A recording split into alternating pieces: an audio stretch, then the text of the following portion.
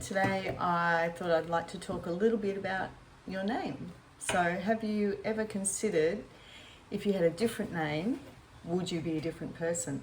How would that impact your life in terms of how you feel about yourself, how you see the world, and the situations and circumstances that you come across in your world? So, the importance of names when it comes to number vibration or the numerology of your name is pretty big, pretty epic. The first name that you are given at birth is the name I'm talking about. And obviously there are changes that a lot of people go through with their names, and for a multitude of different reasons.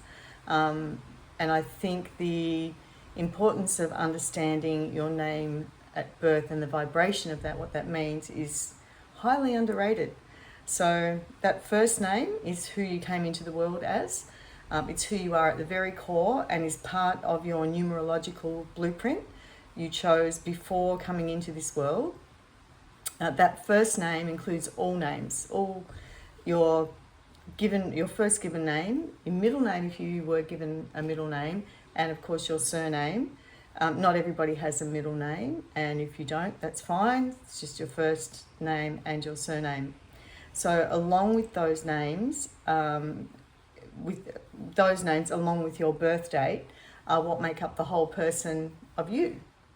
That takes into account who you are at the soul level, at the very core, and any name changes that you have throughout your life will have an impact, good, bad, or neutral, to that, but they do actually make a difference, those changes.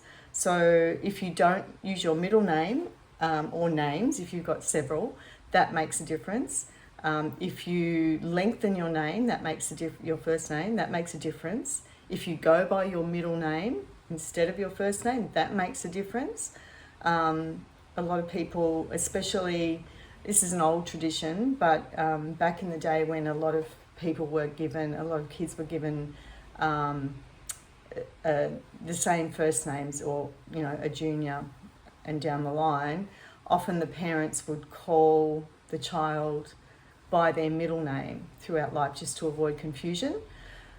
Especially, if you've got a John Senior and a John Junior, then you don't want to be going John, John, John, and everybody answering all at the same time.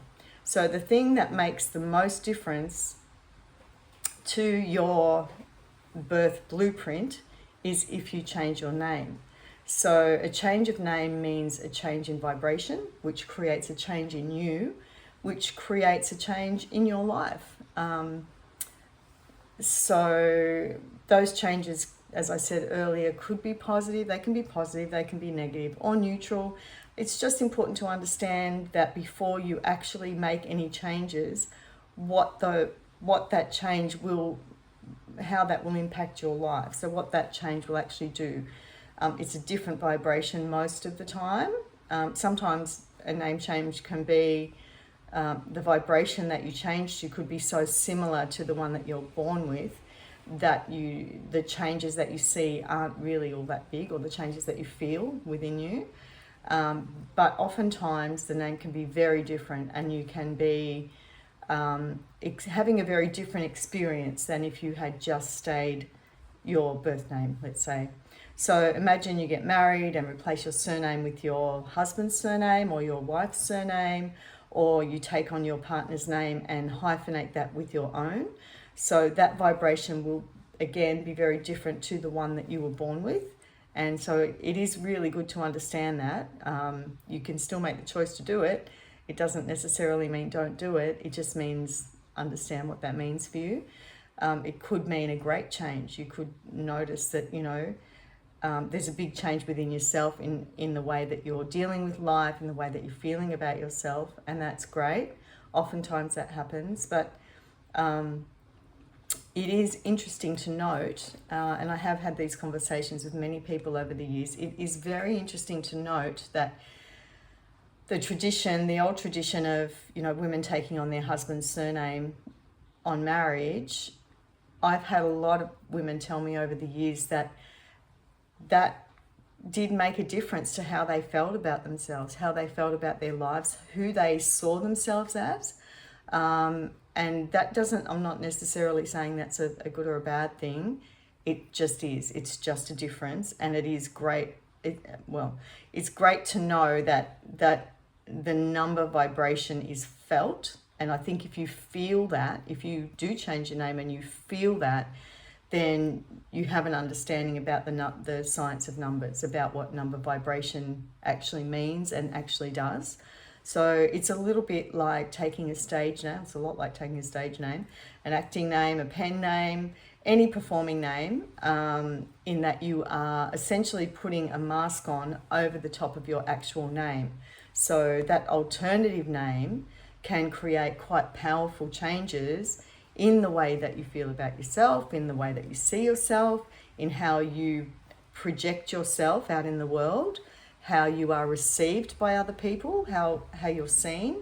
And there are plenty of examples, I suppose, of people who have done just that, who've changed their name to, to suit their persona, whether that's an acting role or as an author or songwriter, whatever, but something in the performing realm. And there are many different reasons. That's just one reason. There are many different reasons people change their names. And if you consider that we are all energy and we attract people, circumstances and experiences based on our energy, like attracts like, then that really should come as no surprise. So this is, I guess, where the magnitude of understanding the energy of the new or adopted name comes in. You can be wearing that mask of the new name, but the you is still underneath all that. So you are still you, who you were born with, but you can be wearing that mask. Unlike your birth date, of course, which is set in stone. You cannot change the date that you were born, but you can change your name.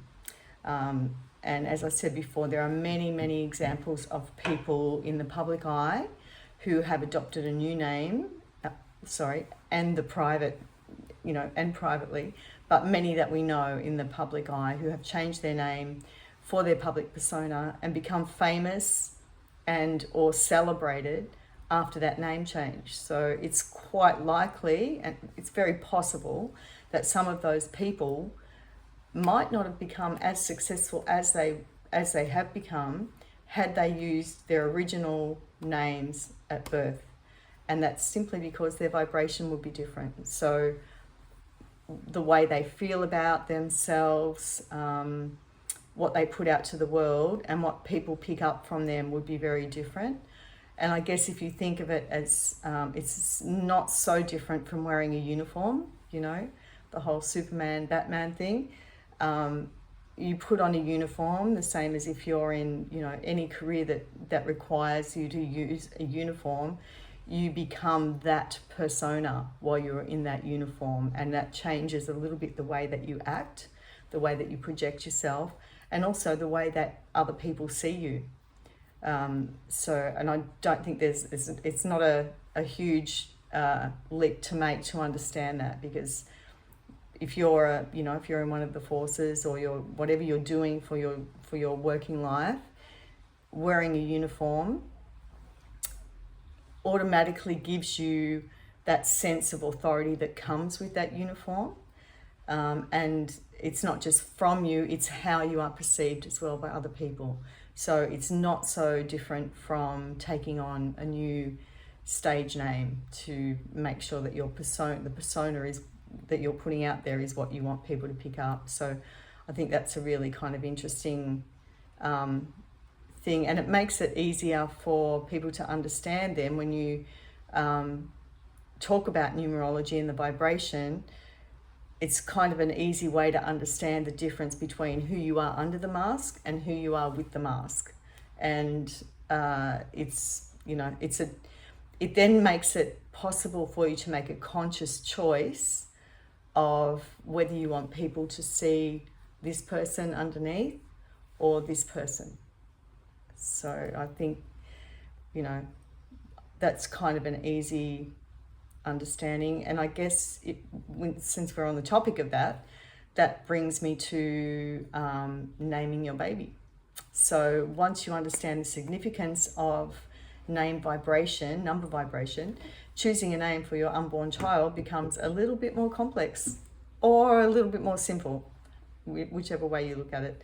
So it also raises the question of middle names, which used to be, once upon a time, only reserved for nobility in medieval England. There was an actual law that made middle names illegal for the rest of the population. And the popularity of middle names really only took effect from the 19th century. So when it comes to numerology, whether you have a middle name or not really doesn't matter. Your blueprint is based on your full name at birth, your date of birth, and any name changes that you make during your life. All those put together in a chart make a full blueprint and make you who you are. So I hope that's made things a little bit easier for you to understand. And if you have any questions or comments, please put them in the comments section below, and subscribe for more numerology insights.